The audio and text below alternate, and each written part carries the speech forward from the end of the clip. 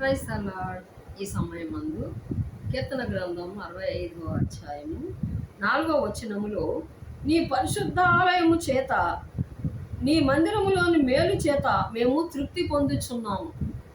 నీ మందిరపు మేలుతో మేము తృప్తి పొందుతున్నాము అయ్యా. దేని స్తోత్రం. 18 సంవత్సరముల నుంచి ఒక స్త్రీ బూనుతో నడుస్తుంది. ఆమె కింద చూపే కానీ పై చూపు లేదు. ఆమె 18 సంవత్సరాల నుంచి దేవాలయంలోకి వెళుతుందంట. యేసయ్య కనికరపడి ఆమెకున్న బలహీనతలోంచి దేవుడు విడిపించాడు.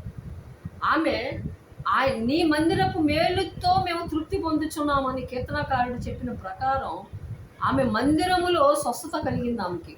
దేవుని స్తోత్రం.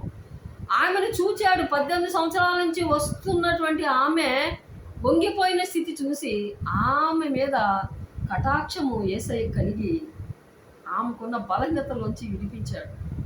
దేవుని స్తోత్రం. చూడండి, గనులైన వారి వైపు చూడలేదు ఆయన. ఈ బలహీనురాలి వైపు దేవుడు చూచి ఆమెను స్వస్థపరిచాడు.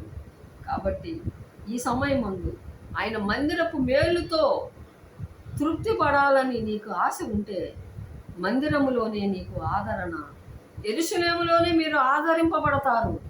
దేవుడు ఈ మాటలు దీవించునుగాక. ఆమేన్.